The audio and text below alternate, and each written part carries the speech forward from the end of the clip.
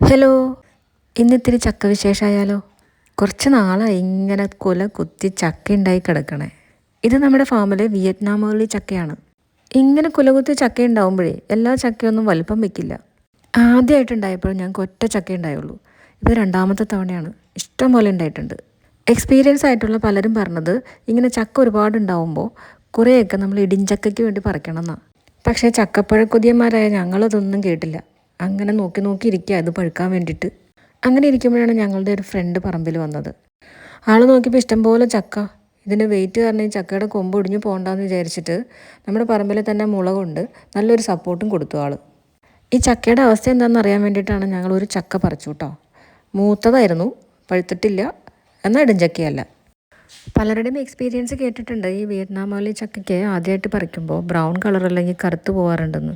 നമ്മളും ആ ഒരു പേടിയോടുകൂടിയാണ് വീട്ടിൽ വന്ന് മുറിച്ച് നോക്കിയത്. പറഞ്ഞ പോലെ ചെറിയൊരു ബ്രൗണിഷ് കളർ അവിടെ ഇവിടെയൊക്കെ ആയിട്ട് നിറയെ ഉണ്ടായിരുന്നു കേട്ടോ. പക്ഷേ ഞങ്ങളത് പുഴുക്ക് വെച്ച് കഴിച്ചു. ഇനി ബാക്കി ചക്കയുടെ അവസ്ഥ എന്താണെന്ന് അറിയില്ല.